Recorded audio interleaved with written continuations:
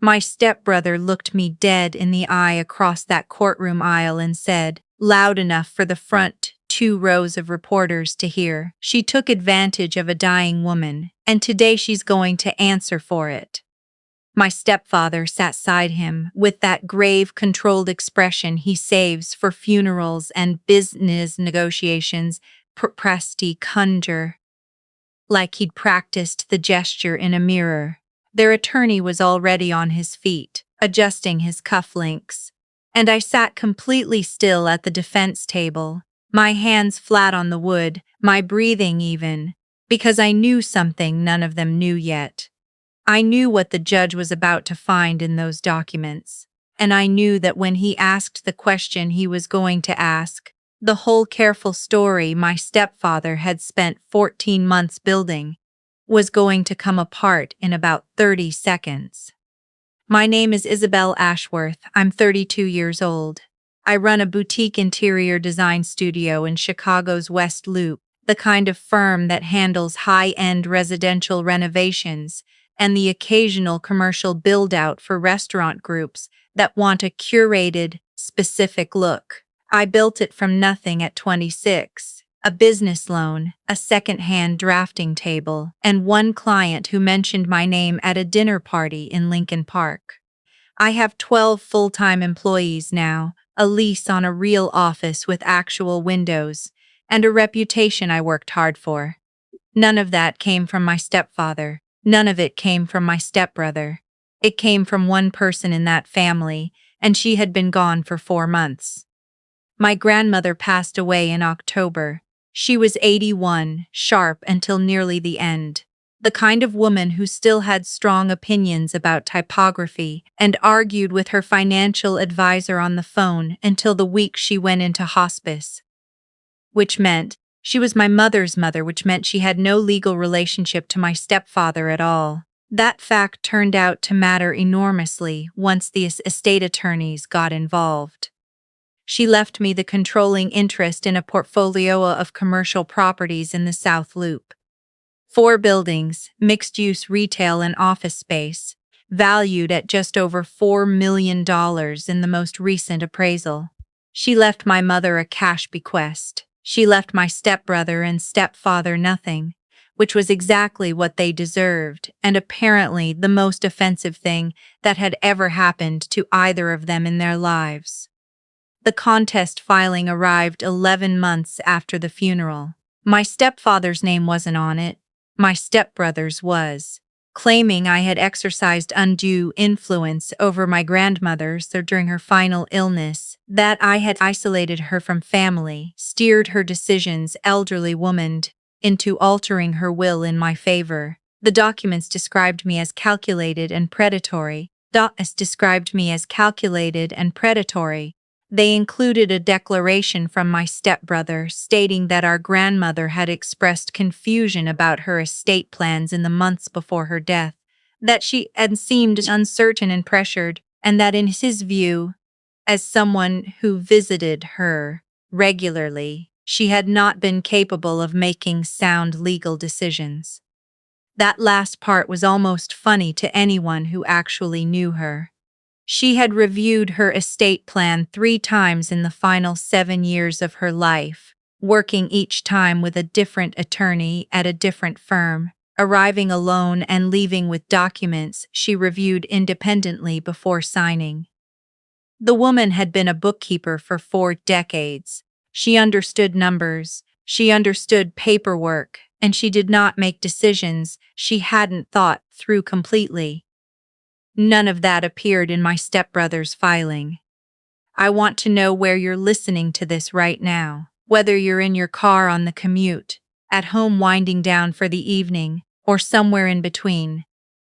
I'm glad you're here. Stories like this need to be told out loud, because they happen more often than anyone admits. Stay with me. I hired my attorney, Margot, a woman who works out of a small office in the Loop and has forgotten more about estate litigation than most attorneys learn in a full career. She went through the petition page by page the morning after it arrived, her reading glasses pushed up on her head, a yellow legal pad filling with notes. "They're alleging undue influence," she said, "which means they need to prove you had the opportunity to manipulate the motive and that the will doesn't reflect your grandmother's actual wishes. None of those are easy to establish." She paused. "But they've filed publicly, which means they want attention.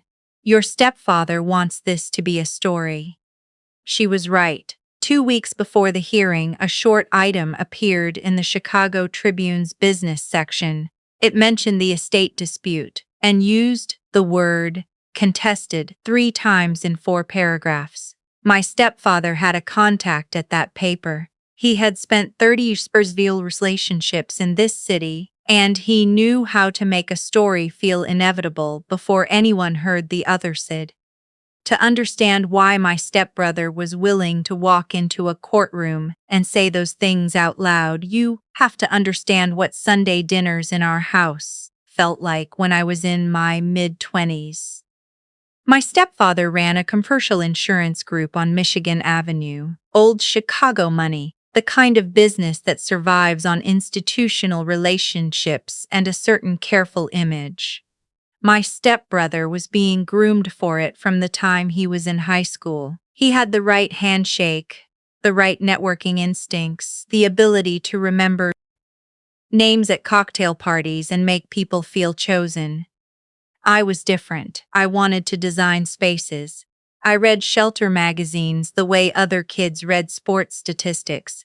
I could tell you exactly why certain rooms felt right and others felt wrong, what the light did at different hours, how proportion and material created emotion in a space. My stepfather thought it was charming in the way he found most things I did charming, with a faint, tolerant smile that meant he wasn't taking it seriously. One evening I brought a small portfolio to dinner, early renderings, concept boards from a residential project I'd worked on with a mentor during my last year of school. I wanted to show what the work actually looked like. My stepfather flipped through it quickly and set up on his shoulders beside the bread basket. "You've got a good eye," he said. "Have you thought about working for an established firm first? Build some stability before you go off on your own." My stepbrother nodded along without looking up from his phone. My mother smiled in the way she smiles when she's trying to smooth something over before it becomes a conversation. My grandmother was at that dinner. She looked at the portfolio for a long time, turning each page carefully, and then she looked at me and said, "You know what you're doing. Don't let anyone convince you otherwise." She said it quietly, just to me, but I heard it clearly enough that it stayed. That was the whole of their support. My stepfather's tolerant smile, my stepbrother's indifference, and my grandmother who actually looked.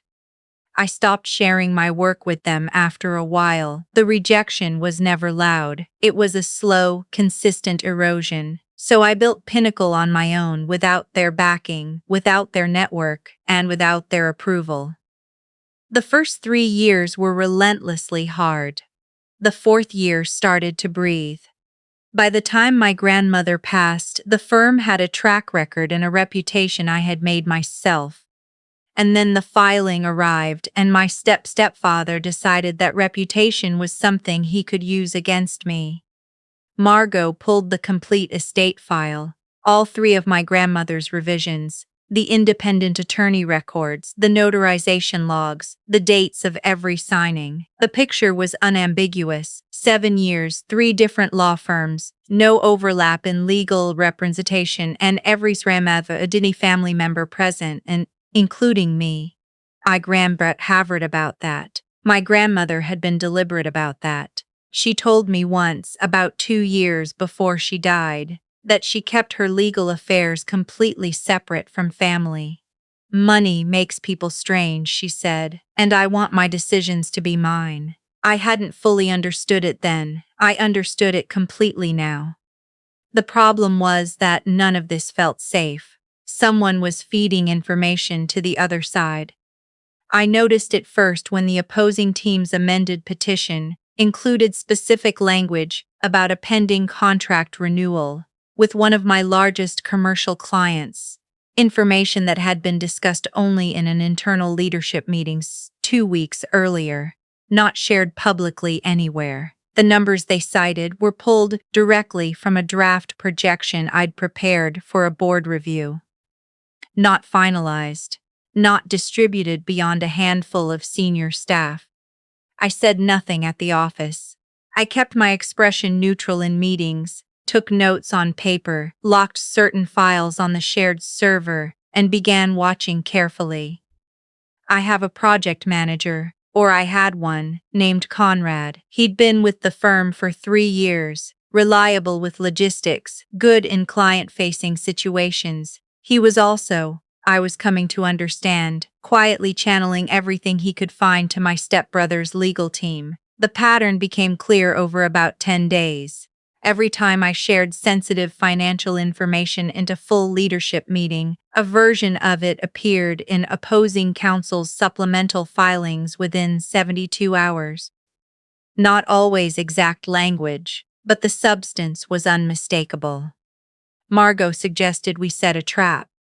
In our next leadership meeting, I mentioned casually that while going through my grandmother's belongings from storage, I'd found several boxes of personal correspondence, letters, notebooks, what looked like informal journals going back to the 1980s. I said I wasn't sure yet whether they'd be relevant to anything, but that I was having them cataloged at a storage facility out in Oak Park on Harlem Avenue. It sounded like normal estate housekeeping. The group accepted it without any reaction. Notes were taken, the conversations moved on to permitting schedules.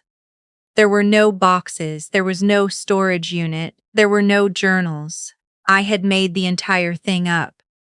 48 hours later, opposing counsel filed an emergency motion requesting that the court compel me to produce any journals, correspondence, or personal writings belonging to the decedent that might reflect her state of mind in her final years. The motion specifically referenced documents that might be located at a storage facility in Oak Park. I called Margot the moment I read it. "That's our confirmation," she said. We spent the following week building the documentation, the timeline of internal meetings, the corresponding filings, the Oak Park language appearing verbatim in a legal motion that could only have been drafted after our meeting. Margot had a forensic IT consultant pull the server access logs. Conrad's account appeared at every intersend deniable. The pattern was clean and undeniable.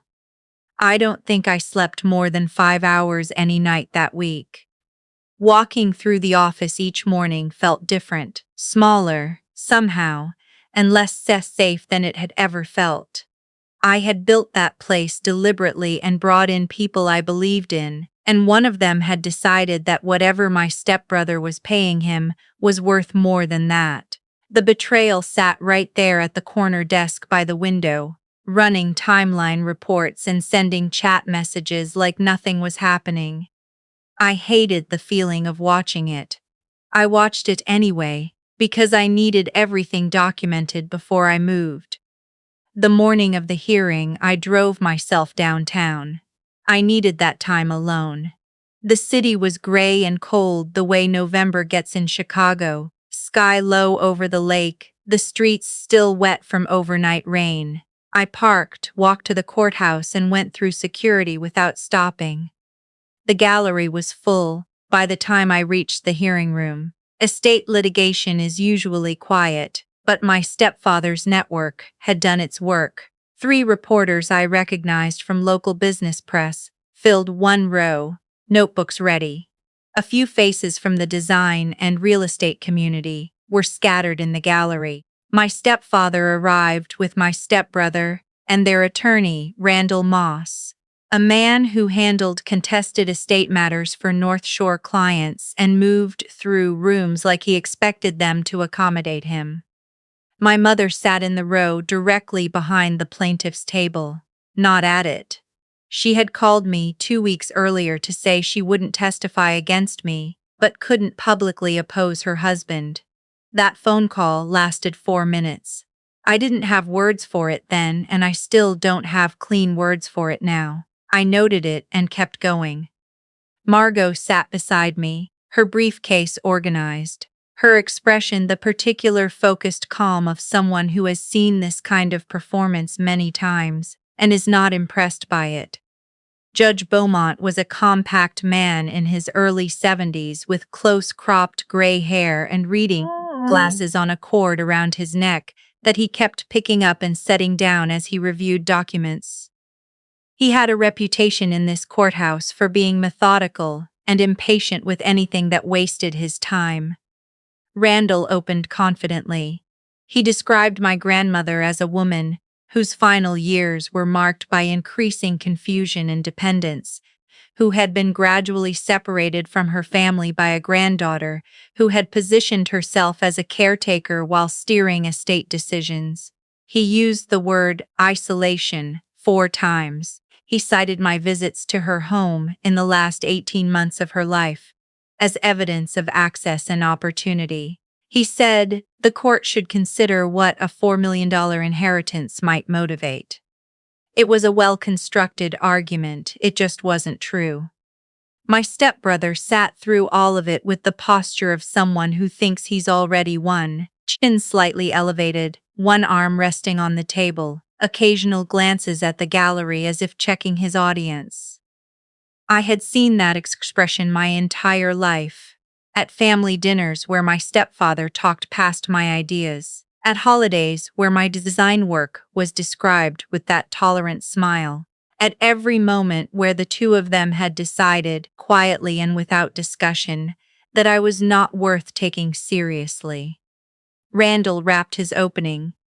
He asked the court to set aside the contested provisions, appoint an independent trustee, and conduct a full review of my grandmother's decision-making capacity in her final years.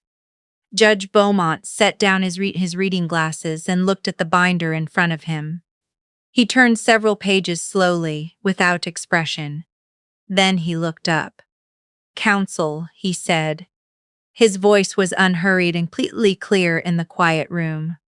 "Before the defense responds, I have a question that comes directly from the record in front of me." He picked up his glasses, put them on, and looked at a specific page. "I'm looking at the independent attestation history for this estate. Is the petitioner's team aware that the decedent revised her testamentary documents on 3 separate occasions over 7 years, each time working with a different estate attorney at a different firm, with no prior relationship between those firms, and that each revision was executed without any family member present, including the respondents?" The room went completely still. Randall rose. "Your Honor, our position on the final revision." "I understand your position, counsel." The judge's tone didn't change. "I'm asking whether your petition addresses the specific evidentiary problem that a claim of undue influence requires demonstrating sustained manipulation, and that this record shows independent legal verification across 7 years and 3 separate firms, each documenting the testator's clarity of intent and independent decision-making. Can you point me to the exhibit that addresses that history directly?" There was a real pause, the kind with weight in it. Randall shuffled through his papers. He started a sentence. He didn't finish it. My stepbrother exhaled audibly across the aisle. My stepfather's hand, which had been resting open on the table, curled slowly inward. "Margot rose, Your Honor, if I may." She walked the judge through all 3 estate revisions methodically, the dates, the firms, the documentation of independent attorney-client sessions, the notarization records, each signing attended only by my grandmother and her attorney of record. 7 years, 3 firms, 0 overlap. She placed them side by side on the display screen. Then she moved to the exhibit package. She presented the timeline of internal meetings at my firm, set against the corresponding supplemental filings from opposing counsel. She put the Oak Park language side by side on the screen, my exact phrasing from the leadership meeting appearing 48 hours later in a legal motion. She presented the server access logs, the forensic IT analysis, the documented pattern showing which account had accessed which files and when.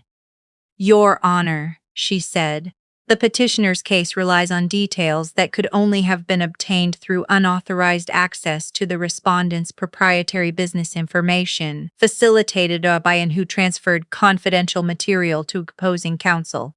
We believe in exchange for financial compensation that is documented in communications we have subpoenaed.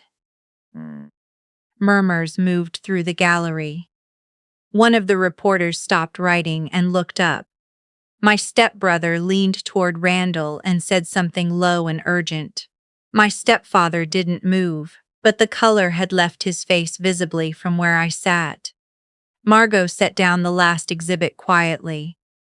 From the subpoenaed financial records, it was documented that my stepfather had received 2 wire transfers from my grandmother's personal accounts totaling $230,000 over a 6-year period.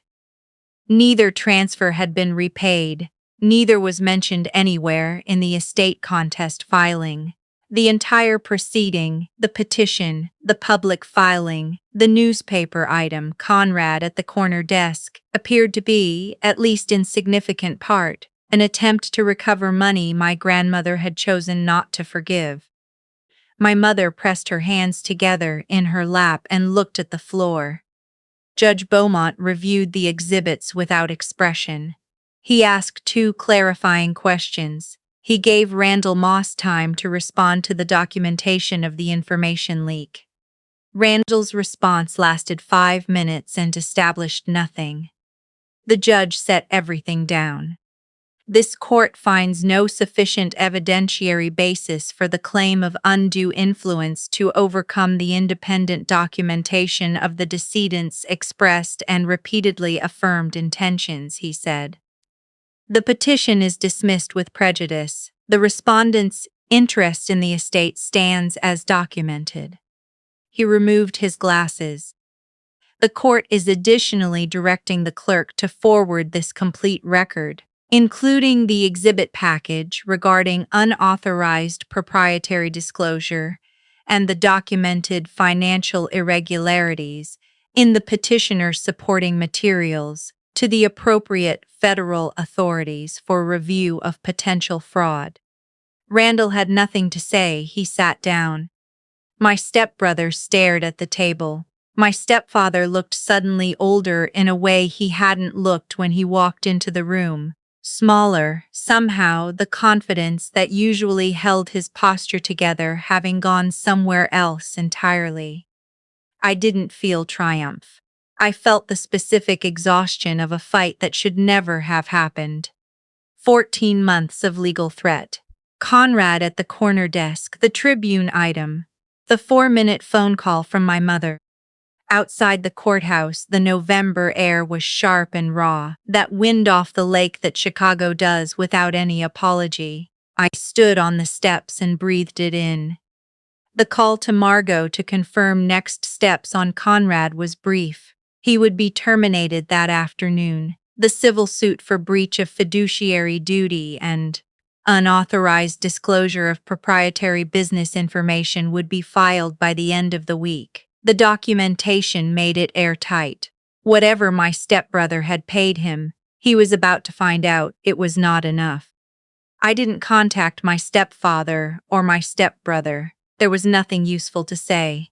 People who engineer something like this, who file a public legal proceeding designed to take something from you while dedinging your name, who plant a source inside your firm, who use a dead woman's carefully made decisions as leverage in a financial dispute.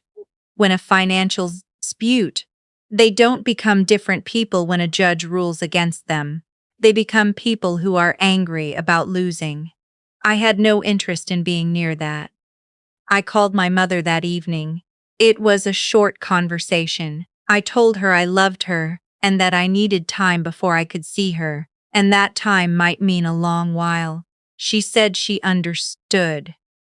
I think she did. I also think she made her choice in that fourth row behind the plaintiff's table, and understanding your own choice is not the same as it being a good one. In the months after, the Federal Review moved at its own pace. The combination of the undisclosed financial transfers and the documented coordination in the legal proceeding gave investigators enough to work with. I didn't follow every development closely. I didn't need to. My work was rebuilding the sense of safety inside my own firm, which took longer than I'd expected. Trust, once you've had reason to audit it carefully, doesn't just restore itself on its own schedule. I redesigned the file access structure, had harder conversations with the remaining team than I'd ever had to have. And slowly, the office went back to feeling like the thing I'd built. My drafting table near the window, the sample boards in the back studio, the sound of the team working through a design problem at the long central table in the morning. From the estate proceeds, I established a fund through the Chicago Architecture and Design Foundation. It supports women in the first 3 years of running independent design practices, the years when capital access is hardest and most people stop not because the work isn't good enough, but because the margin for error is so unforgiving. My grandmother knew what thin margins felt like. She had built her own financial stability from a bookkeeping job and 40 years of careful decisions, and she watched her granddaughter try to build something from nothing and decided 3 separate times across 7 years and in 3 different attorneys' offices that it was worth protecting. The fund is in her name, not the family name. Her name specifically the way she would have wanted it. I've thought a lot about what the petition was really about underneath all that legal language. It wasn't about whether she was confused in her final year. She was not confused. It was about the fact that she made decisions that excluded people who expected to be included. And those people could not accept that the decisions were hers alone to make. Families do this. Wealthy families do it with attorneys and estate courts and carefully worded filings. The mechanism is different from the kitchen table version, but the core of it is exactly the same. Someone refuses to believe that another person's choices are legitimate, and they spend tremendous energy trying to undo them. My grandmother revised that will 3 times across 7 years in 3 different offices alone. She knew exactly what she was doing every single time. The judge saw it, the record showed it, and in a hearing room full of reporters and familiar Chicago faces, the one question that cut straight to that fact left my stepbrother with nothing to say. I think about her sometimes when the afternoon light comes in flat and gold across the drafting surface at the end of the day, sitting alone in those attorneys' offices, reviewing the documents in her careful way, making sure everything was right. She'd gone. She knew it because she'd not go smoothly once she was mattered. She did it anyway, because she believed the decision mattered.